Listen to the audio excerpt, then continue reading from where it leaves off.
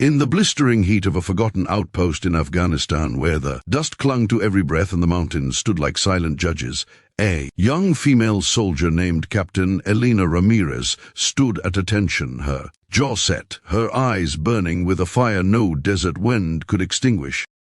The base commander, Colonel Harlan Graves, a man whose reputation was carved from iron and intimidation, barked an order that sliced through the air like a blade. "Remove your uniform, Captain." Now, the entire formation froze. Jaws dropped. Rifles shifted uneasily in soldiers' hands.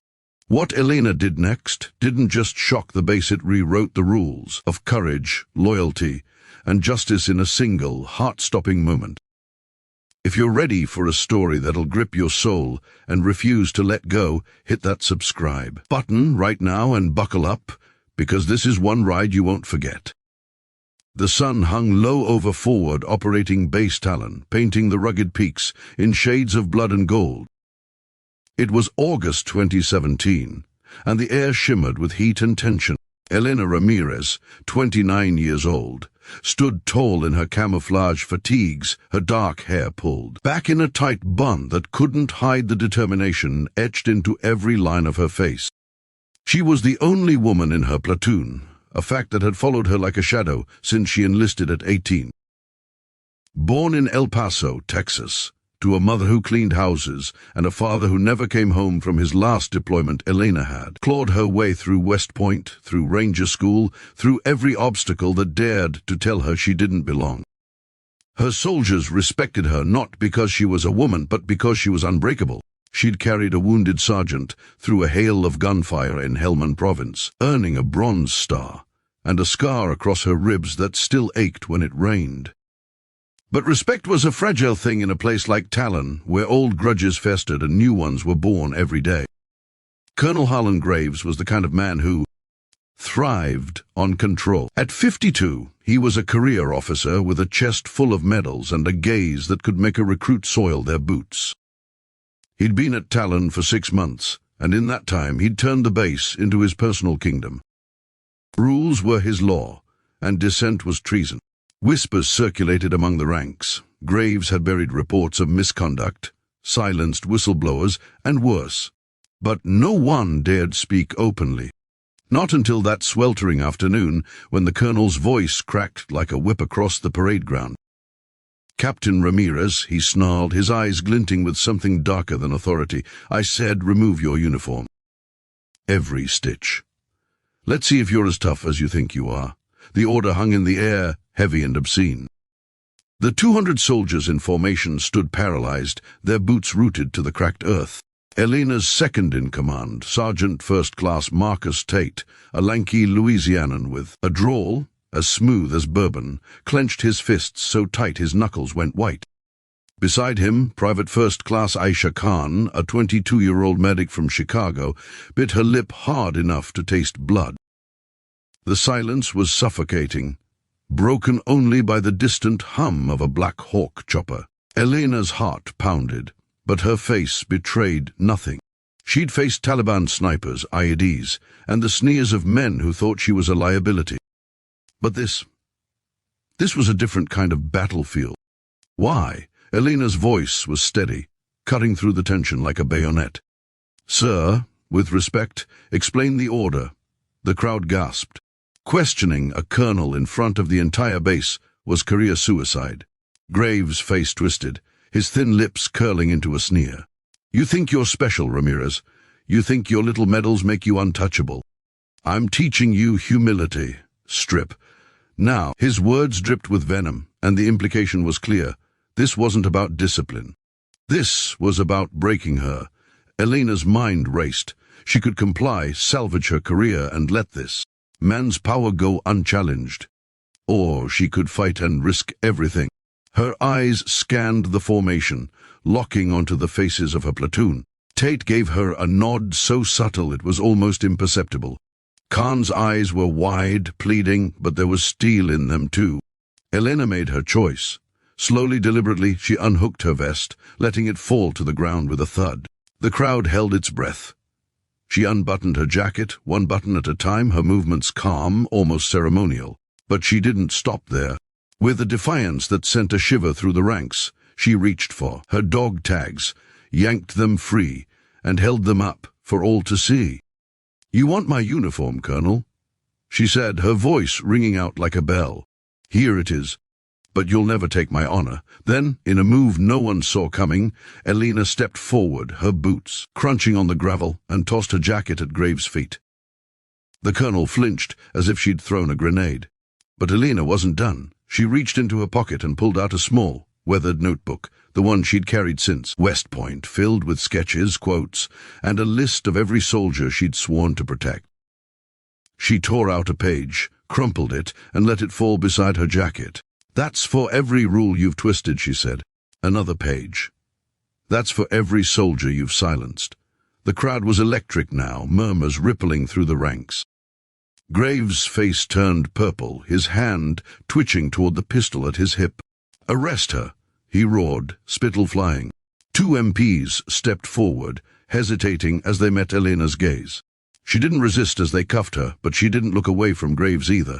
"You're done, Ramirez," he hissed. "Court-martial. Dishonorable discharge.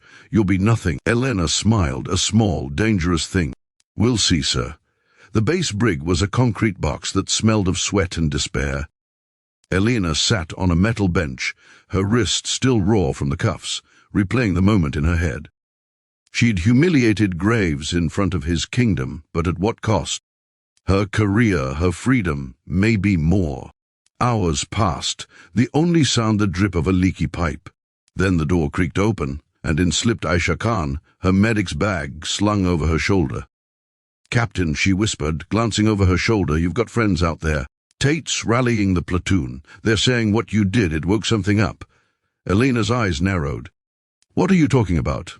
Aisha leaned closer, her voice barely audible. "Graves has enemies, big ones. There's a reason he's out here in the middle of nowhere. Word is he's been skimming supply contracts, selling gear on the black market. Soldiers are dying because of him short on ammo, bad body armor. You're not the first he's tried to break." Elena's blood ran cold. She'd heard rumors, but this was treason.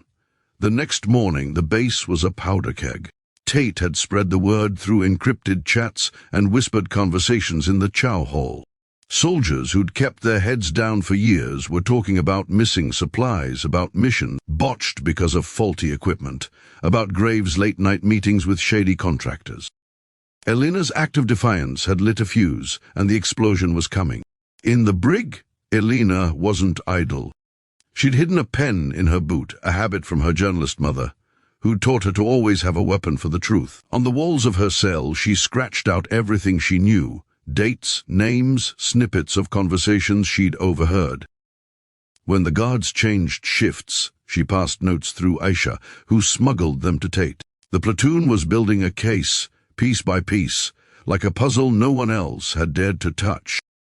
Graves, meanwhile, was unraveling. He doubled patrols, confined soldiers to quarters, and screamed at anyone who looked at him sideways. But he couldn't stop the whispers. Late one night, he stormed into the brig, his boots echoing like gunshots. "You think you're a hero, Ramirez," he snarled, slamming a fist against the bars. "You're a dead woman walking." Elena stood, meeting his gaze through the metal. "Funny," she said, her voice low and lethal. "I was about to say the same to you." The breaking point came 3 days later. An investigation team from Bagram Airfield arrived unannounced, their Black Hawks kicking up storms of dust. Leading them was Major Lisa Delgado, a JAG officer with a reputation for tearing through corruption like a hurricane. She'd been tipped off an anonymous email, sent from a burner account, with enough evidence to bury a dozen colonels. Graves was summoned to the command tent, his face pale, as he realized the noose was tightening. Elena was released from the brig that afternoon, her uniform returned but her dog tags still missing. She didn't care. As she stepped into the sunlight, her platoon was waiting 200 soldiers, standing in perfect formation, saluting her like she was a general. Tate handed her a new set of tags, engraved with a single word, truth. Elena's throat tightened, but she didn't cry.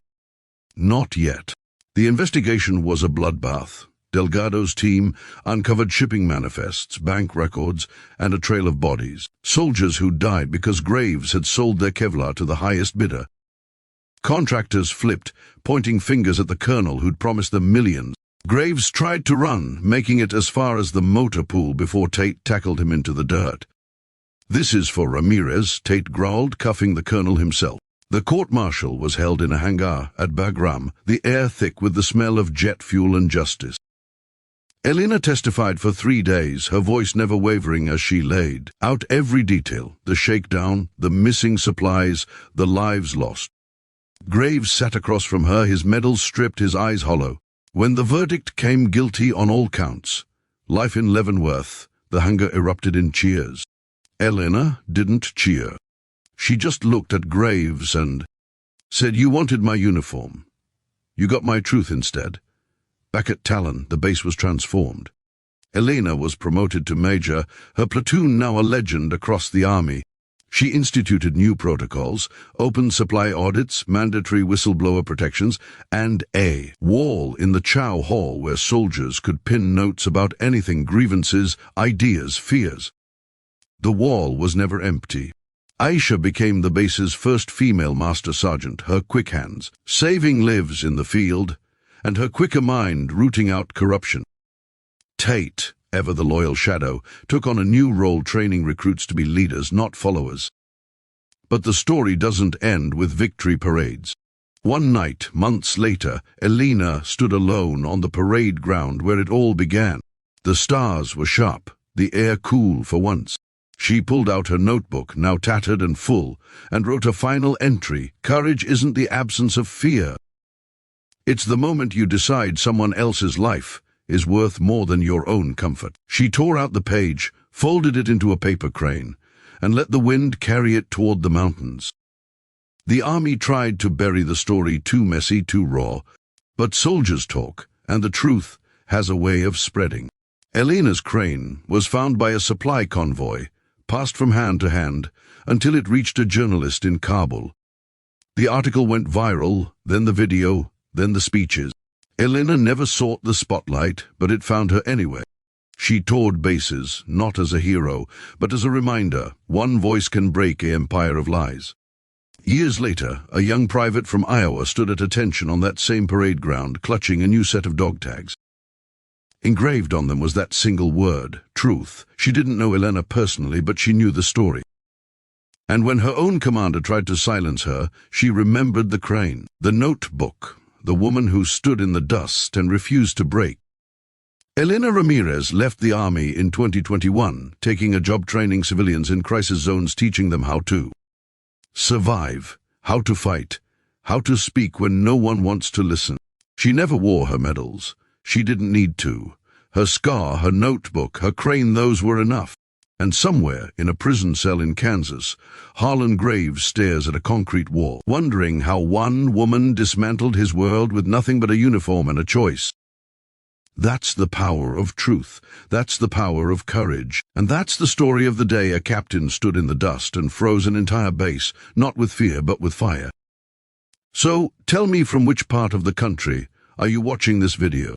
Drop it in the comments below, and let's keep this story alive.